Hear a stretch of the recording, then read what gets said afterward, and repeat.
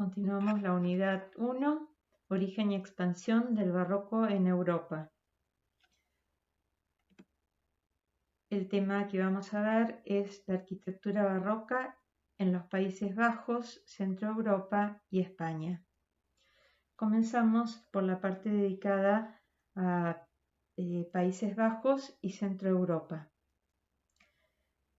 Entre 1450 y 1830, esa zona, especialmente Centro Europa, estaba dividida en muchos estados y ciudades independientes.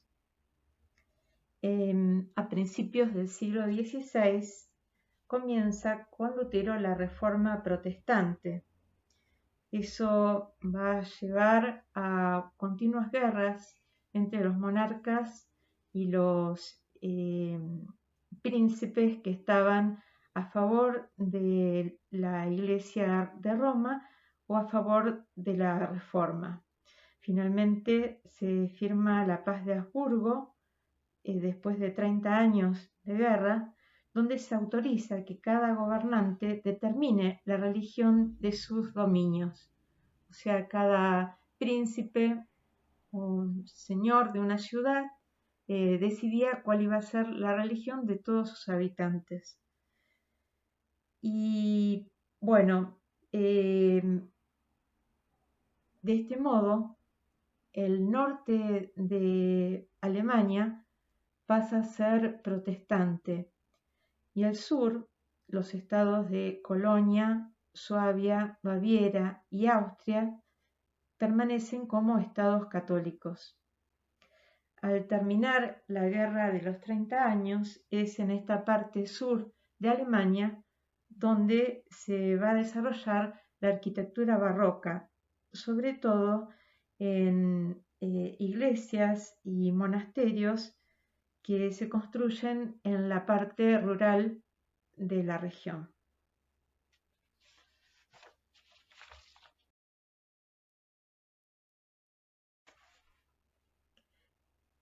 Vamos a ver unas imágenes de 3 ayuntamientos en lo que sería Bélgica actualmente y Holanda. Este tipo de edificios destinados al gobierno civil comienzan a construirse sobre todo en esta época, ¿verdad?, del siglo XVI, cuando comienza a crecer la importancia del gobierno civil. También se construyen edificios como las casas de los gremios, por ejemplo. Para hacer los ayuntamientos en esta zona de los Países Bajos, se va a optar por la forma de château francés. Se va a utilizar recursos provenientes de esta tipología. Por ejemplo, podemos ver cómo hay un clima semejante, ¿verdad? Entonces de nieve, entonces hay tejados de pendiente pronunciada, el clima es frío, chimeneas, grandes aberturas vidriadas, porque se transcurre gran parte del año en el interior del palacio. Asumen entonces también los elementos clásicos que asumió el château francés, como la estratificación horizontal, la simetría y en algunos casos la incorporación de los órdenes clásicos. Vemos aquí, entonces señalamos el corps de logis, típico de château francés, el avant de corps, entonces, que es esta parte que se adelanta dentro del corps de logis, también típica de esa forma de château.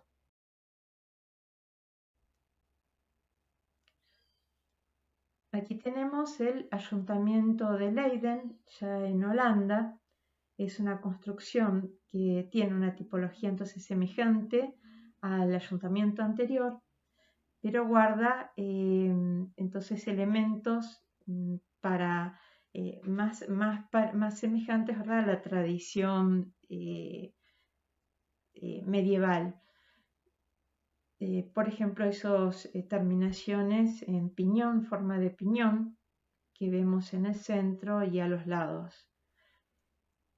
Pero también se incorporan elementos provenientes del barroco italiano, como esta escalera de doble rampa, un recurso que utiliza Miguel Ángel en el Palacio Senatorio del Campidoglio y se difunde después en Italia durante la época del barroco.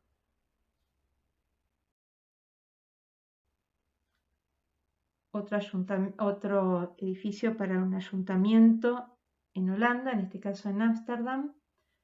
Vemos, bueno, cabe explicar, ¿no?, que estos Países Bajos se enriquecieron especialmente en esta época a raíz del comercio y también por los bienes provenientes de las colonias americanas y africanas que poseían entonces estas naciones en ese momento. Podemos encontrar entonces también una forma que nos remite al Chateau francés, el Corps de Logis, los Savants de Corps, y sin embargo una forma muy contenida. Holanda estaba dentro de las naciones que habían adoptado el protestantismo y entonces hay un rechazo por las formas romanas en estos sitios y además una búsqueda de formas más contenidas, formas rectas, ¿no?, que tienen más que ver con una condición austera promovida entonces por el protestantismo.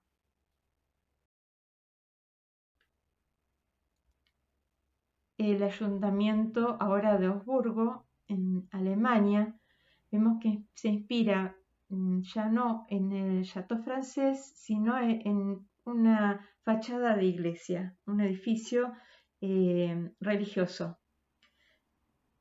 O sea, no tenía una forma propia el ayuntamiento, no hay una tipología propia de ayuntamiento y toma entonces su forma de la tipología del chateau o de la tipología de la iglesia.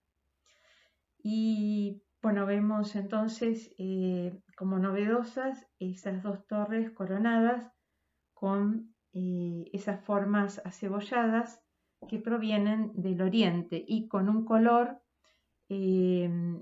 celeste que responde al uso del cobre en las cubiertas.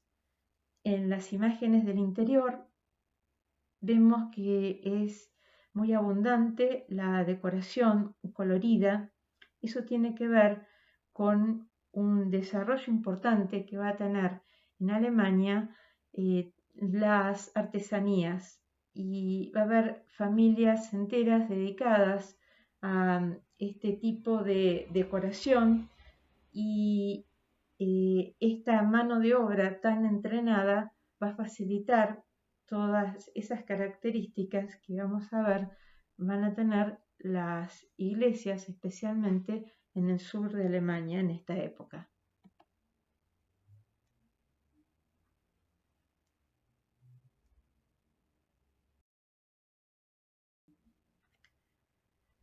Bueno,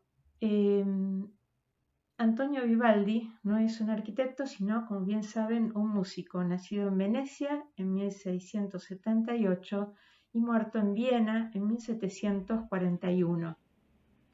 Él es uno de los que da comienzo a la música barroca, que tiene este nacimiento en Italia y se difunde y desarrolla especialmente en lugares como Austria.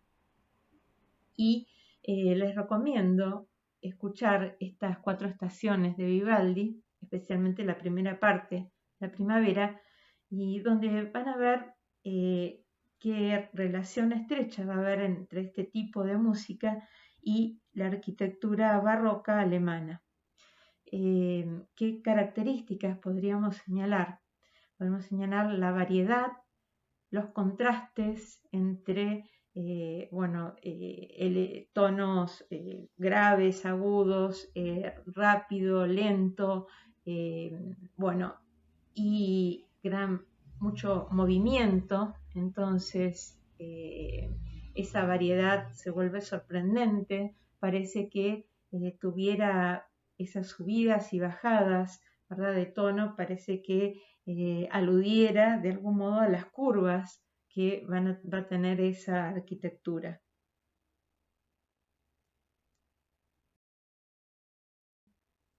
Vemos ahora sí un ejemplo de este barroco alemán en la abadía de Melk. Esta abadía se sitúa sobre una colina. Vemos que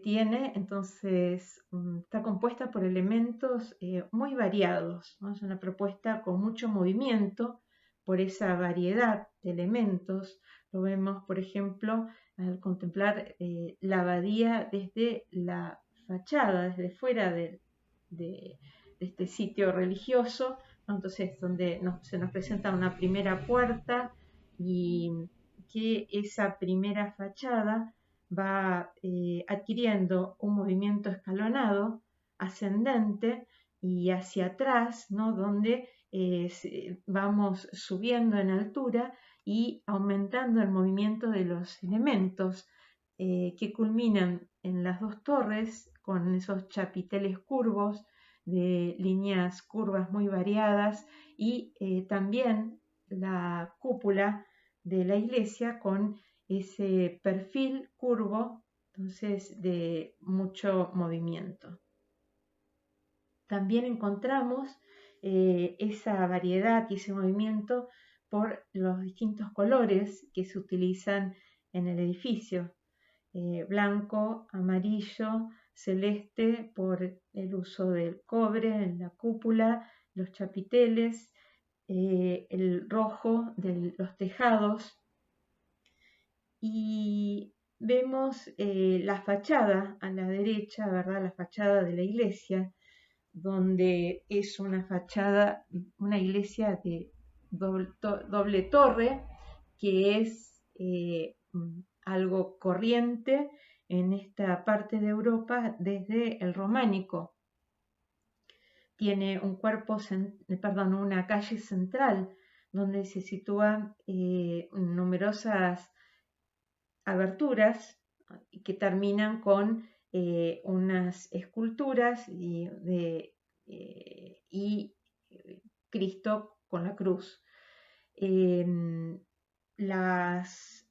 Tanto las pilastras verticales como las cornisas horizontales tienen mucho movimiento por repetición de sus líneas, que dan un movimiento vibrante, tanto las líneas verticales como las horizontales, también por el quiebre de dirección de esas líneas a las que se suman líneas curvas. Bueno, todo eso, también el doble color, el blanco y amarillo, nos da entonces mucha vitalidad, mucho movimiento a esta arquitectura. En la parte superior encontramos dos relojes y tanto la estructura, ¿verdad?, de esta fachada como las molduras, la incorporación de esculturas, los relojes, etcétera, están relacionadas sobre todo entonces con la arquitectura romana de Borromini y la arquitectura del barroco piamontés.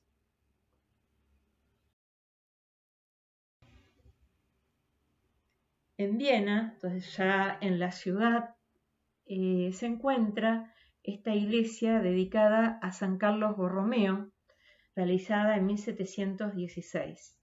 Decíamos entonces que llega el barroco de modo tardío a Alemania, Austria, porque llega después de la guerra de los 30 años y cuando además después de unos años que tarda en recuperarse estos sitios, ¿verdad?, de las pérdidas económicas y humanas, y donde vamos a ver entonces que llega un barroco muy exuberante, muy relacionado con líneas ya del rococó, ¿verdad? Entonces, porque tiene mayor movimiento, pierde solemnidad, esa masividad propia del barroco italiano, se vuelve entonces como más liviano y con líneas más sueltas.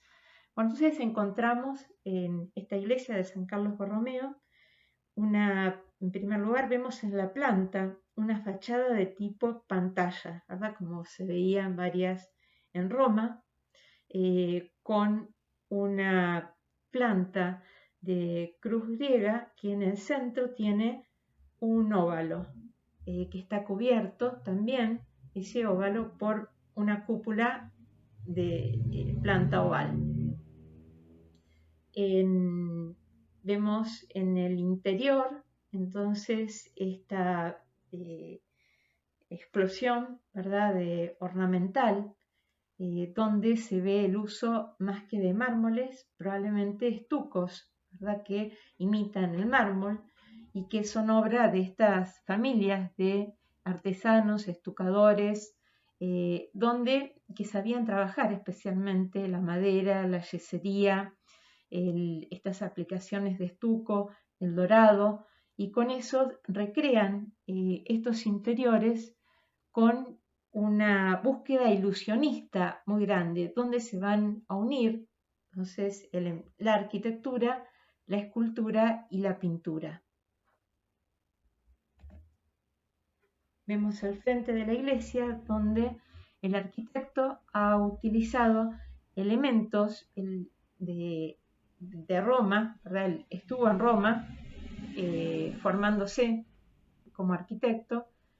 Vemos entonces el pórtico central de la fachada, donde tiene esta licencia o libertad de hacer más separados las columnas del centro, donde aplica entonces la columna de Trajano en una versión local donde representa la historia, escenas de la historia de San Carlos Borromeo, a quien está dedicada la iglesia, y además hace una columna doble, ¿verdad?, a cada lado de la entrada, donde se aplica entonces esa forma cóncava a los lados del pórtico para acoger estas columnas, y vemos esas líneas entonces curvas muy libres utilizadas en la parte superior de las torres, ¿no?, que están coronadas por esos chapiteles también de líneas curvas.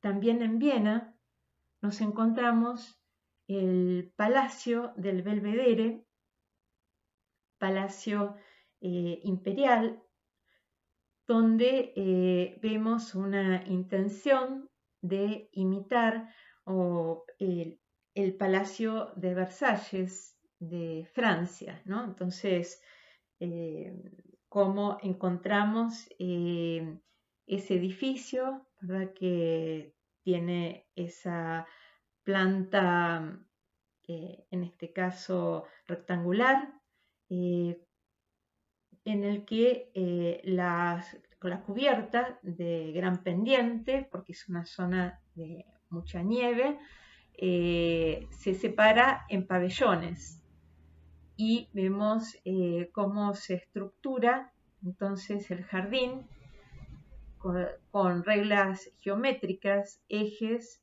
como imitando esos jardines de Versalles.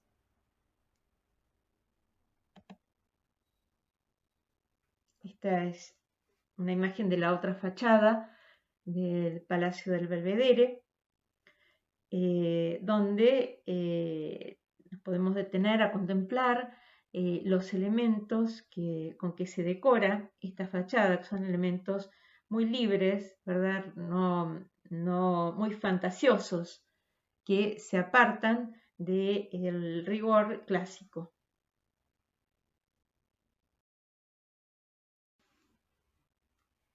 En Múnich, entonces, está esta iglesia de San Juan Nepomuceno, realizada entre 1733 y 1746 por los hermanos Assan.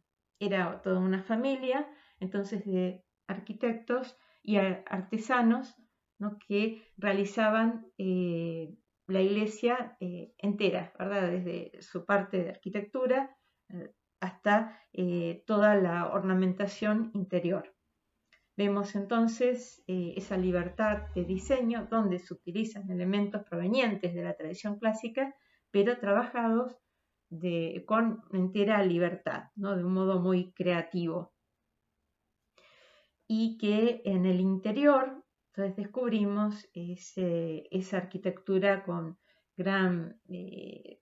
bordes muy curvos, ¿no?, donde tiene ese carácter tan ilusionista, esos detalles extravagantes, tanto en la fachada, ¿verdad?, como en el interior, el uso entonces de dorados, de estucos, de colores, de frescos, sobre todo en la bóveda.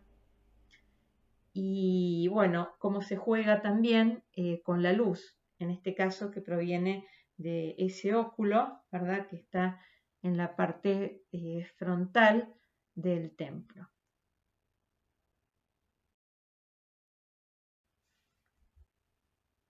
Una obra del arquitecto Fischer, la Abadía de Ottobeuren, realizada en 1737. Entonces también tiene una fachada de torres dobles y se utiliza para el exterior colores blancos y pastel que van a ser muy característicos también de este barroco alemán. Vemos cómo es esta abadía, ¿verdad? Entonces está situada en el campo, en una zona montañosa y, bueno, actualmente rodeada de una población que no estaría en el momento de la construcción de esta abadía.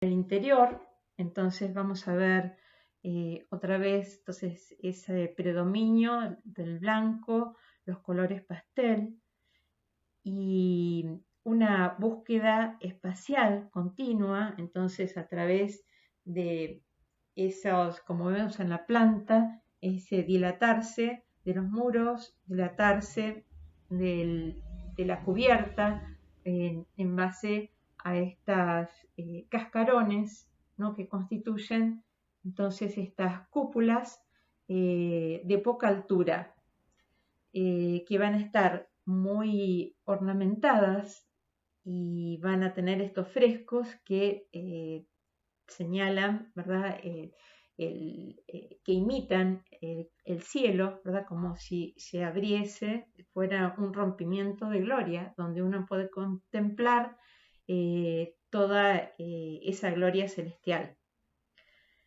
Bueno, vemos entonces esta serie de cúpulas sucesivas que se van a llamar en este sitio cascarones, en realidad, y van a estar realizados en base a ladrillos. A veces se usa la piedra toba, que es una piedra porosa para alivianar la parte superior. Y además en esa parte de piedra toba se colocan entonces refuerzos de hierro. Puede ser este tipo de estructura independiente o a veces están construidas estos cascarones con estructuras de madera y que en la parte interior, ¿verdad?, se completan con yeso. A veces esas estructuras entonces incluso están colgadas de las cabriadas que sostienen de madera que sostienen la cubierta.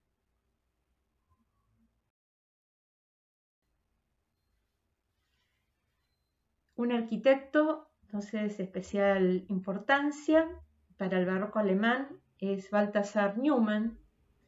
Él se ocupa de la construcción de la residencia de Würzburg, realizada entre 1719 y 1780. Este palacio tiene vemos la fachada, ¿verdad? En esta foto así pequeñita, que deja por delante un patio, un quarte honor, como en el caso del Château francés, y se ingresa por un vestíbulo para llegar después al hall imperial. Al costado del vestíbulo tenemos las enormes escaleras gigantes, ¿no?, diseñadas por este arquitecto. Habíamos visto ya en Italia cómo la escalera es un tema propio del barroco, de la escenografía, ese carácter escenográfico del barroco. Y en este caso, estas escaleras están cubiertas por una bóveda enorme, ¿verdad?, de 18 por 30 metros, realizada con ese sistema del cascarón que comentábamos recién.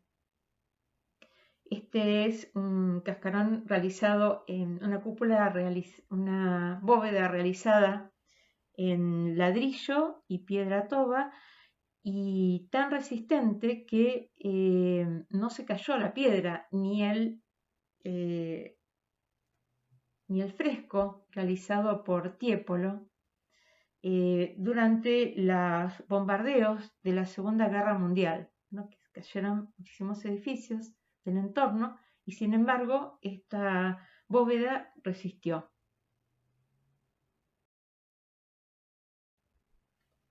Vemos aquí otra vez la imagen de la bóveda con el fresco de Tiepolo y otro de los salones de esta residencia, con esa decoración rococó, ¿no?, que va a ser típica de esta época.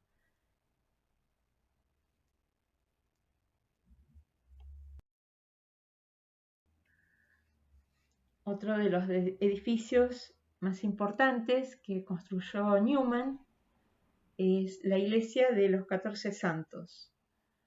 Está realizada entre 1743 y 1772.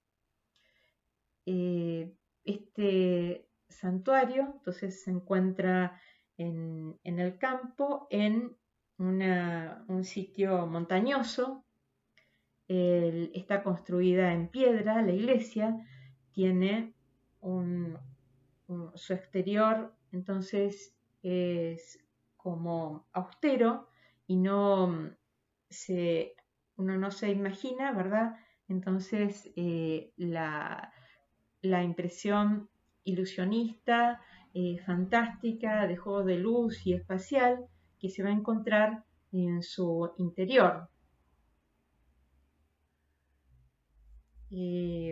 Vemos la planta, entonces, como está realizada por una hilera de 3 cascarones. El cascarón central es el más importante, es el que cubre el altar de los 14 santos. Y Neumann, debido a un error en la edificación anterior a su intervención en esta iglesia, convierte esta planta, que iba a tener nomás estos cascarones alineados, en una planta de cruz latina, con estos 3 cascarones, estos cascarones compenetrados que se juntan en lo que sería el crucero de la iglesia.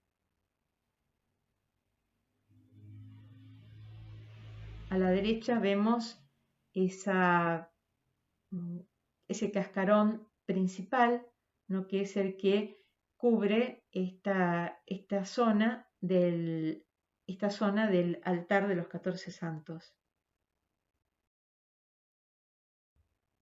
Este es el interior de la iglesia, vemos el altar de los 14 santos y por detrás del altar, entonces, cómo se abren esos dos cascarones que dan lugar a ese transepto, ¿no? Y generan todo ese movimiento espacial, tanto por la doble altura, estas columnas, ¿verdad?, sobre las que se contienen estas galerías, ¿no?, que dan también esa transparencia, y a través de estas galerías se ve ese transepto, llega la luz a través de las galerías, a través de todas las ventanas altas, y esa luz es reforzada por los colores claros del interior, ¿no? Y se genera entonces este espacio ilusionista, fantástico, ¿no?, que nos transporta como a otra dimensión.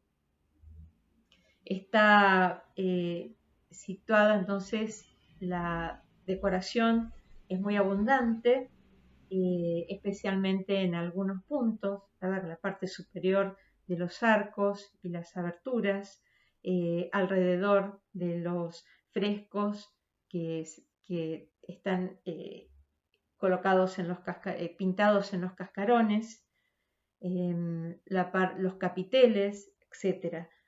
Pero bueno, con una gran libertad ornamental, decorativa.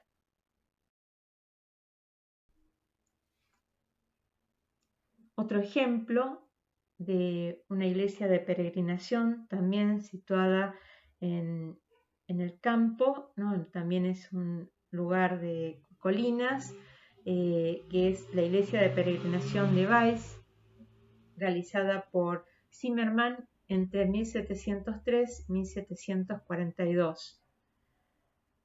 Vemos entonces cómo toda la parte exterior de esta iglesia tiene esas curvas y contracurvas, esos cambios de dirección en las líneas que nos hablan entonces del movimiento de esta forma. Es una iglesia de una única torre. Y vemos también entonces las aberturas, que tienen muchas líneas curvas, son aberturas de gran tamaño, y que apoyan, ¿verdad?, esta imagen de movimiento del edificio.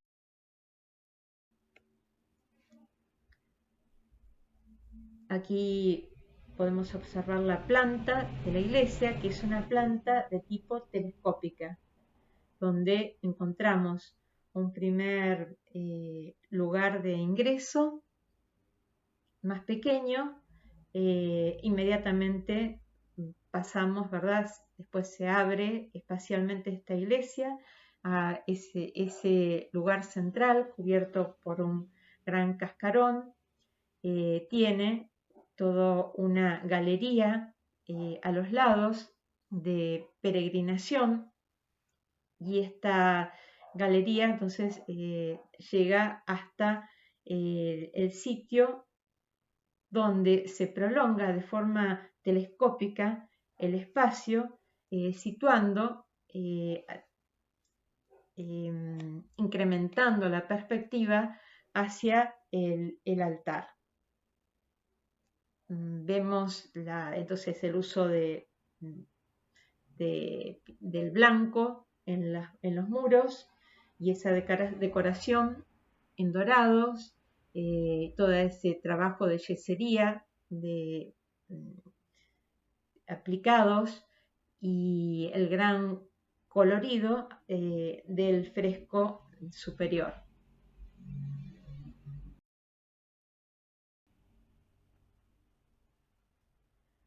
Vamos a pasar ahora a la arquitectura barroca de España.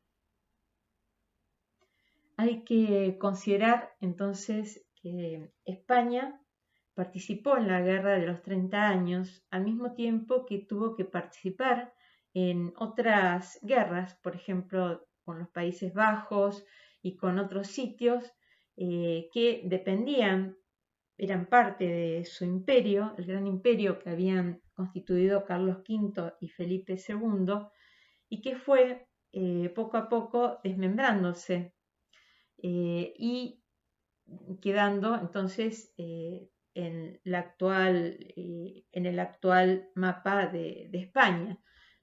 Y todo eso llevó a un empobrecimiento muy grande de los españoles.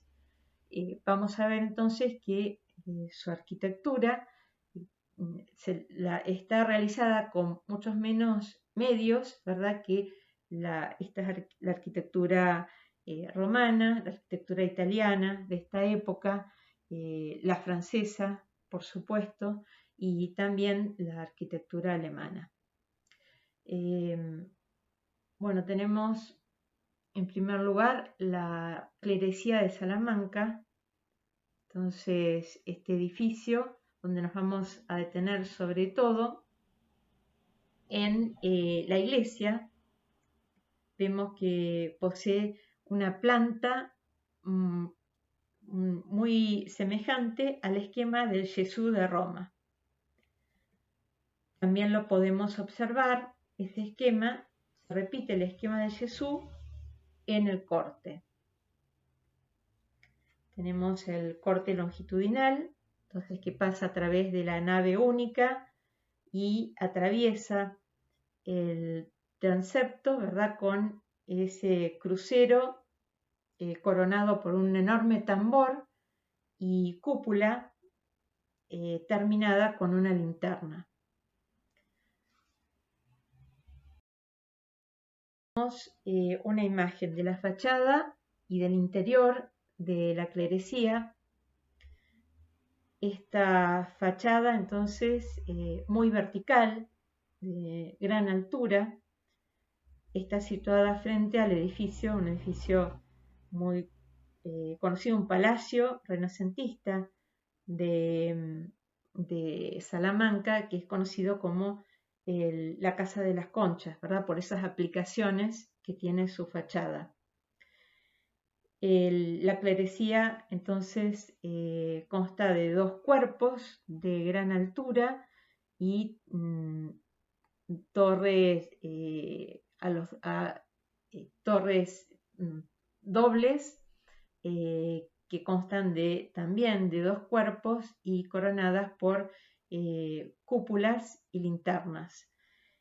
En esta clerecía encontramos entonces que esos dos cuerpos de la iglesia son bastante austeros, con poca ornamentación, ¿verdad? Escudos, alguna escultura sobre la puerta principal, y sin embargo esa decoración se concentra con gran densidad en los dos cuerpos superiores de las torres y también en la parte central, en la parte superior de la calle central del edificio.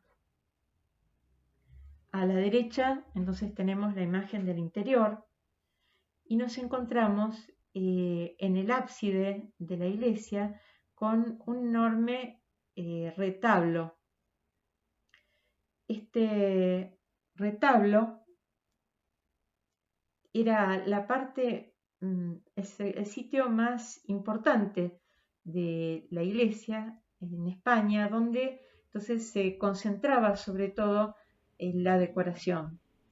Los retablos, va a haber toda una tradición de retablos desde sobre todo el Renacimiento y que van adquiriendo distintas formas cuando avanzan los años. Este va a ser un retablo ya típico del barroco. Los retablos son construcciones de madera que están divididas en partes en base a las columnas o a las columnas y que son los elementos verticales, y los entablamentos, entonces, que son los elementos de división horizontal. Entre columnas y entablamentos vamos a encontrar entonces frisos, pinturas y esculturas. Están generalmente cubiertos de pan de oro, ¿no? Son dorados, como en este caso.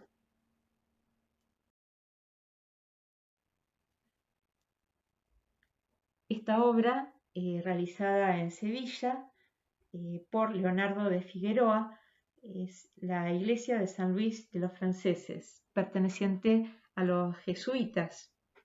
Tiene una planta circular que se inscribe en un cuadrado, y de este cuadrado parten 4 ábsides semicirculares que le dan a la iglesia entonces una planta de cruz latina, de cruz griega, perdón. Está muy decorada la iglesia, tanto en la fachada exterior como en el interior. Es una fachada entonces de doble torre con un gran tambor y coronado por una cúpula semiesférica y con una gran linterna. Tanto la cúpula como las torres tienen una decoración entonces en base a tejas esmaltadas, que muestran entonces esa tradición árabe que está tan presente en el sur de España. También es típico del barroco español el uso de color de fondo rojo para los muros y el trabajo aplicado entonces de pilastras y medias columnas en color marfil o gris o amarillo.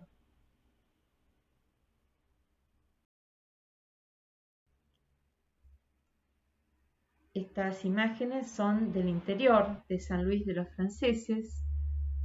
Se ve como en esta arquitectura española se va a remarcar mucho las líneas, tanto las verticales como las horizontales, que van a descomponer las formas, así como en la arquitectura las líneas apoyan la definición del espacio, apoyan la definición volumétrica del espacio. En este caso, en el caso de la arquitectura española, va a primar el valor de la línea sobre el valor del volumen.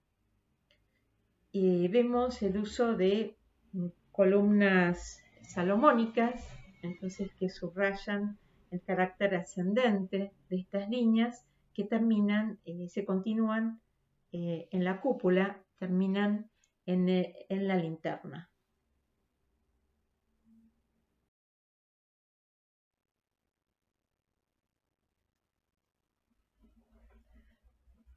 Esta es otra obra realizada en el sur de España, en este caso en Granada, la sacristía de la Cartuja. Y vemos esta sacristía, es este edificio de apoyo al templo principal. Este edificio, ¿no?, donde pueden tener lugar ceremonias religiosas y también, pero no públicas, donde también es el sitio de revestirse de sus ornamentos el sacerdote antes de celebrar misa en el templo principal. Vemos una gran riqueza decorativa y podemos analizar la estructura de este edificio con una nave única, capillas laterales separadas por pilares, y termina esta nave en un ábside curvo que está cubierto entonces por una cúpula de planta ovalada. a los lados. Entonces vemos como los pilares tienen en la parte superior un basamento de mármol oscuro. Toda la parte de los pilares y los muros posee una decoración realizada en yesería, y sobre el límite superior de estos pilares y el entablamento que sostienen los pilares, una línea de ventanas. Línea de ventanas crea entonces que separa la cubierta de la nave y la cúpula, ¿no? Dando la sensación de que se trata de unos elementos flotantes.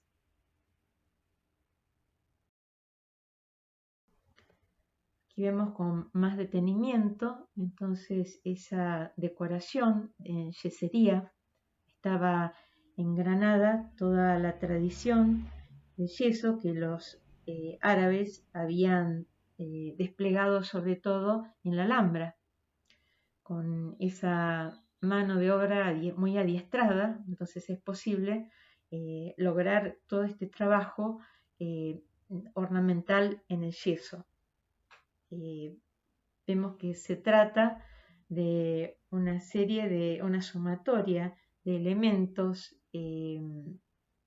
que sostienen estas líneas horizontales que adquieren movimiento de tipo vibración por la repetición de líneas y también por el cambio de dirección de las líneas.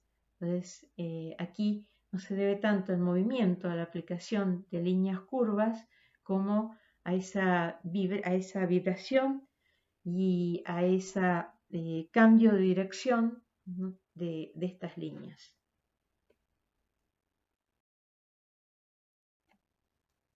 Nos trasladamos a Madrid y vemos un ejemplo de Pedro de Ribera, también del siglo XVIII, la ermita de la Virgen del Puerto. Este arquitecto continúa trabajando las líneas del Herrera, que había utilizado Herrera para su arquitectura, ¿verdad?, renacentista, que se ve, por ejemplo, en el Escorial, acompañada de chapiteles. Pero vamos a ver entonces un trabajo en las aberturas, por ejemplo, de ingreso, donde se utilizan las líneas ya propias del barroco, de un mayor movimiento, y en el interior la experimentación espacial, y en base al uso de arcos, cúpulas, de expansión a través de semicúpulas, ¿verdad? Y el ingreso de luz que es propio del barroco. Pasamos a otra obra de Pedro de Ribera en Madrid, el Real Hospicio, donde vemos un edificio. Entonces vemos también de fachada roja, ¿verdad?, coloreada, muros rojos, con las aplicaciones de las aberturas.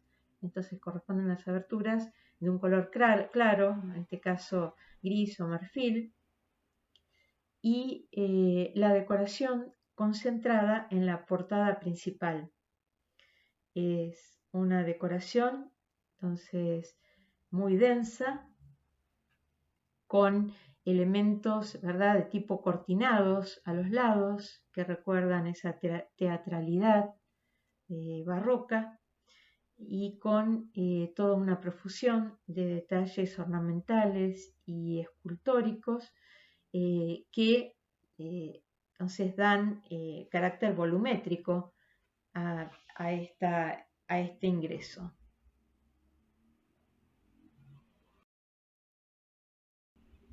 Otra portada, en este caso también de Pedro de Ribera, que se encuentra en el monasterio de Uclés, entonces en una zona de sierras, el monasterio totalmente apartado de la ciudad,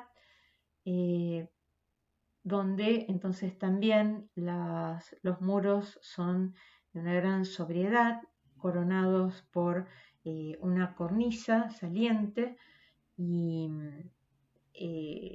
apenas, ¿no?, con una preponderancia entonces de la zona del muro sobre las aberturas, esa repetición muy sencilla de las aberturas, y sin embargo en la entrada principal entonces toda esta profusión ornamental, el uso de dobles pilastras para el cuerpo,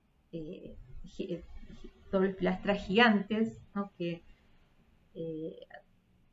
están dispuestas sobre dos cuerpos del edificio, que destacan, ¿verdad?, esa ventana central, probablemente de un salón principal ubicado allí con balcón, y toda esta serie de ornamentos que atraviesan lo que sería la cornisa, ¿no?, como remarcando, destacando entonces ese impulso ascendente de todo este conjunto ornamental.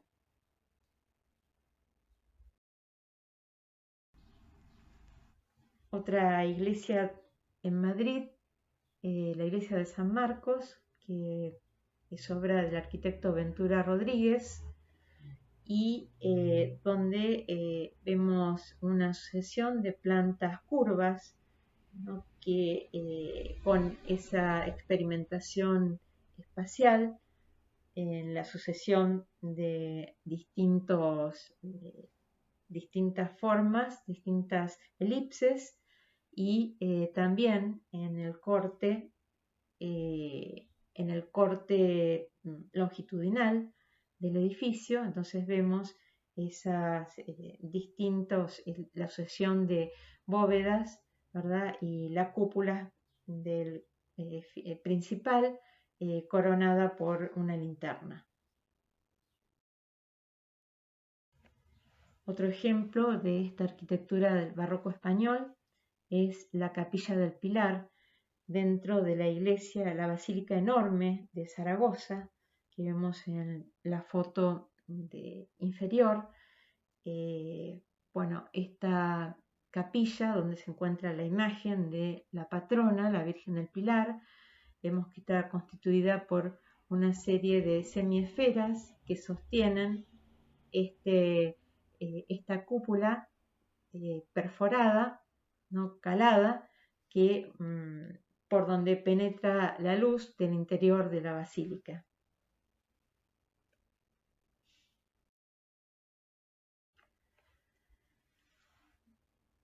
La iglesia de la Veracruz, en Caravaca de la Cruz, vemos entonces una fachada retablo, algo que va a ser muy común después en las iglesias americanas. Es el retablo, ¿verdad?, esa superficie dorada construida en base a elementos verticales y horizontales que se entrecruzan, se lleva a la fachada. Y entonces aquí vemos esta fachada rodeada, la parte central, por estos estípites y columnas que constituyen dos cuerpos superpuestos, terminados por un frontón curvo, y esta serie de líneas verticales muy destacadas. El estípite es esta columna construida en base a una pirámide invertida, que puede ser también constituida por distintos elementos, volúmenes superpuestos, ¿no?, como ocurre aquí en estos estípites, y en el que se incorporan estos jarrones provenientes de la orfebrería, del trabajo de la plata.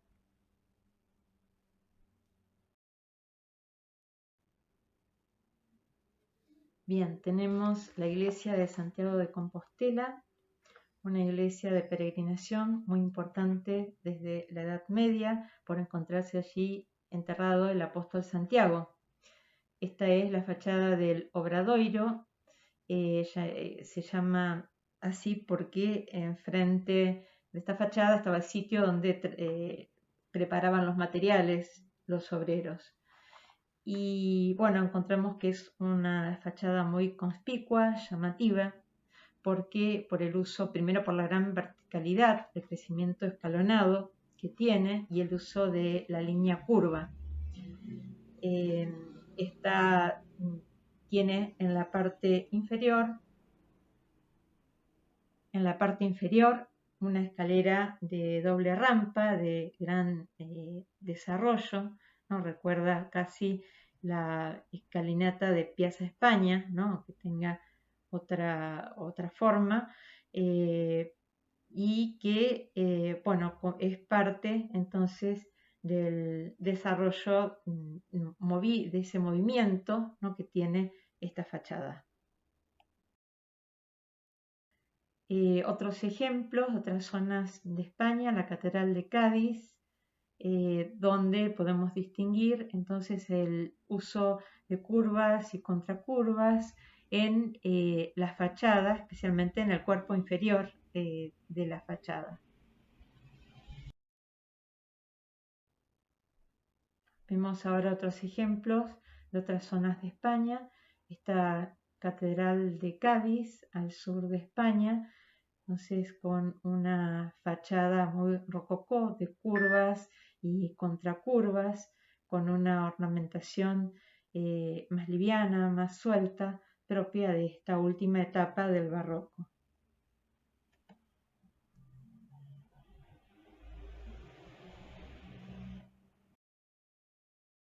Otro ejemplo también del sur, la Catedral de Murcia, con este tipo de torres que también se van a realizar con frecuencia, ese modo de achicamiento de las torres que se va a utilizar con frecuencia en América.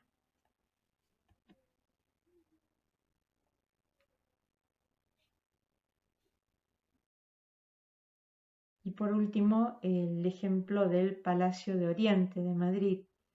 Este palacio que recuerda el Cour Carré, ¿no? En su planta, el Cour Carré del Louvre en Francia, que comienza a diseñar Filippo Juvara y como muere en 1730, continúa con su obra Giovanni Battista Sacchetti.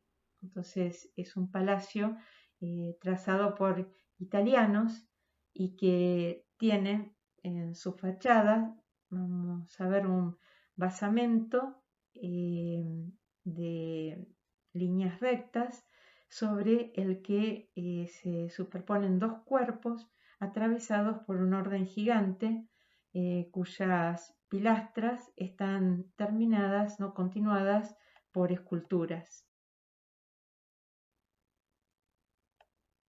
Tiene entonces una línea muy italianizante la definición de estas fachadas.